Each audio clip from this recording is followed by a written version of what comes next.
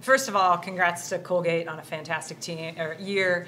I was really impressed by them. On film, they passed well, but I really thought we could disrupt them more than we did. They passed really well, and you see it with their hitting clip.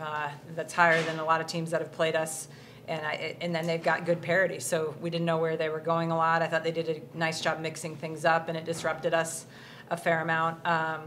Liked that we were in some pressure situations and made some big plays at different times to handle that, and we're excited for the opportunity to move on. Defensively, what changed going from the second set into the third set? At least statistically, it looked a good chunk better from 2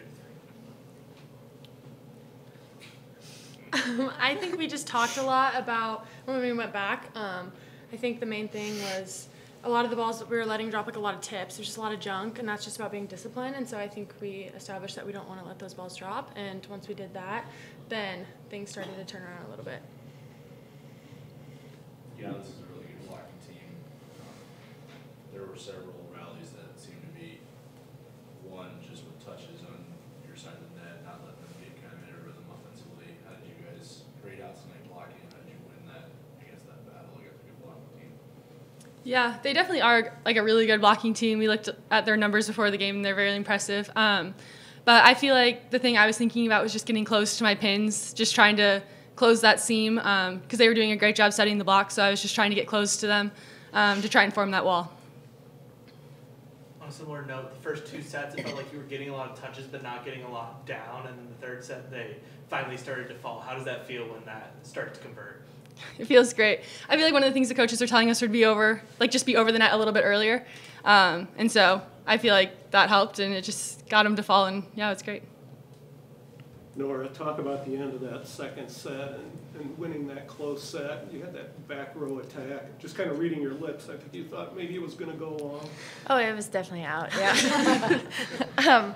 No, the second set was a fight. It was fun. We really we had timeout at the end, and we talked about just embracing it. Like we know that we were supposed to win that game, but every team in the NCAA tournament is really good. They're there for a reason. So yeah, we just kind of leaned into the fight and embraced that close game at the end. It was fun. Ava, first NCAA tournament win. How does it feel? Oh my gosh, amazing! I can't stop smiling. I keep saying that, but it's so exciting, and I can't wait for tomorrow too. I think it's gonna be a really fun game, so I'm pumped. Nora, since last season, how long has the way that your season ended last year kind of stuck in your mind, and wanting to get this opportunity again to kind of right the ship? Yeah, probably too long.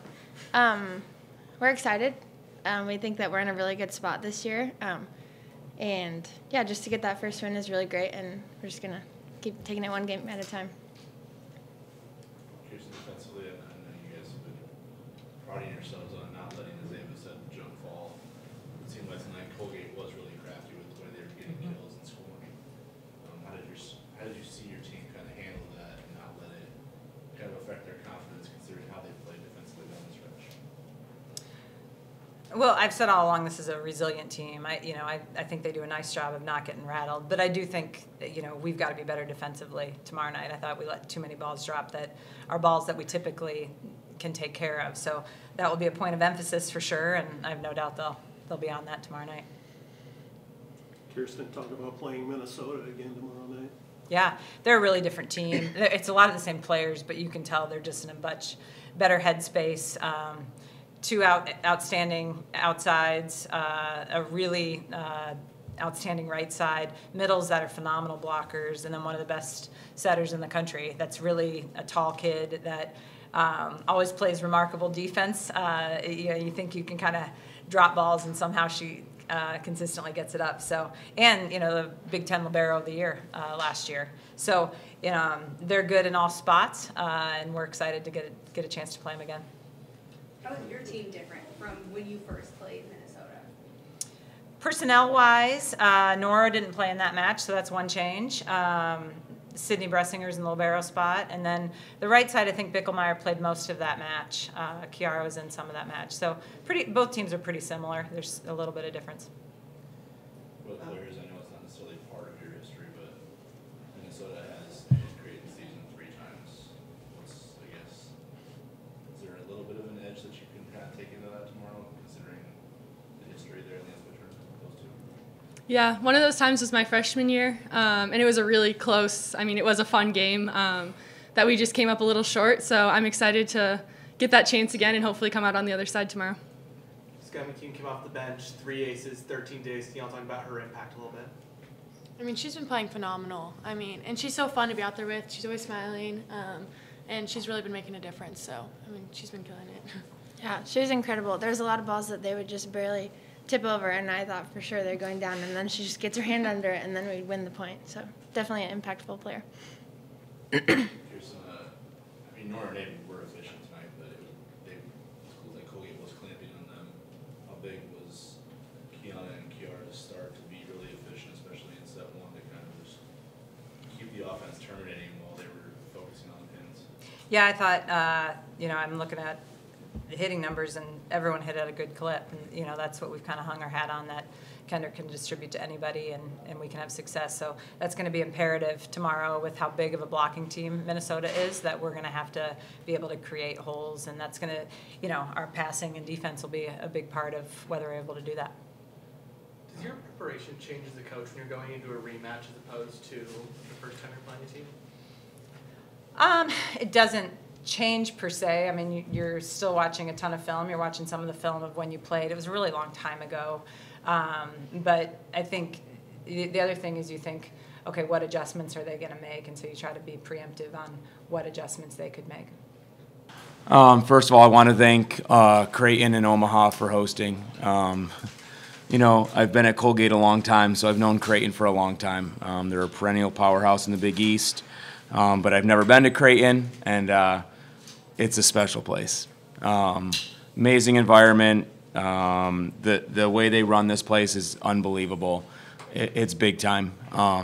So I'm extremely grateful that we got to come to the NCAA tournament and get to come to Omaha and Creighton. And I'm extremely proud of our team's fight tonight. Creighton, there's a reason they're top 10 in RPI. They're well coached, they're disciplined, they're competitive, they have it going. But what I'll remember from this is that a school with 2,800 people, student body, put on a performance tonight, and we were gritty and we fought and we were competitive, and we've been all season. So I'm really proud of these guys, and I'm grateful to work at a school like Colgate. Question for the players: how did you settle in after the 9-0 run and set one? How can I create this team? I think it's just about looking to your team, especially in the low moments. A point, at the end of the day, a point's just a point. And even when we're down 9-0, it's about stepping up and doing whatever it takes just to get the next point and keep siding out. So. Taurus in a big conference championship game, they came big again tonight. What's it like to see a freshman step up for your squad? I think it's really exciting. I would say this program is a very selfless program, and it starts from the top. And we have so much gratitude to the coaching staff as well, but we're just able to trust each other in that way and be selfless and cheer each other on as if that was ourselves getting the point. And I think that is so key to our program. Coach, talk about the end of that second set that was so close. If Colgate could have won that one, maybe a little different. Yeah. It always comes down to something. I always say to these guys, you had to be 2 points better, and Creighton found a way to be 2 points better, right? I think the first set coming back, I think the momentum from the first set carried to the second set. We settled our passing game, and our offense took off a little bit. There's definitely a home court. I think the crowd noise got up there, and when we got to point 20, 22, and they made the swings they had to make at the end, and we missed a couple, but. I'm sure all of us I know I am going to think back to that set for a long time, because in volleyball, as you guys all know, you win a second set and the whole momentum of the match changes. So hats off to Creighton. They found a way to win when they had to win in that set. So. Abby, have you played in front of a crowd like that all season, and what was it like? I will say Omaha brings the noise. You can tell this is a volleyball state, and you guys really, really love your volleyball. So it was extra. We had to bring the extra focus to just communicating with each other to communicate over the noise. How did their block impact the game? Y'all were making a lot of roll shots. They were falling early, and then they weren't so much late, but how did the block impact that? I think they're a very physical team, obviously size and how they play. And we tried to adjust, I think, a little bit too late in swinging around and finding high hands. But I thought with their size, like a lot of our pins, especially the younger girls, stepped up and really found ways to score with such a big block. Yeah, I mean, they just cover the floor really well, right? I mean, some things that would fall maybe in Patriot League certainly don't fall against Creighton. So, you know, I think that's part of it. You know, I mean, getting in this moment and seeing what works and what didn't, you know, and I just, you know, I think early on some of those balls fell, and I think Kirsten and her staff made sure they didn't fall at the end. So, you know, we were free to play. We played free. I think at the end again we kept swinging. So we had some players put up some huge numbers.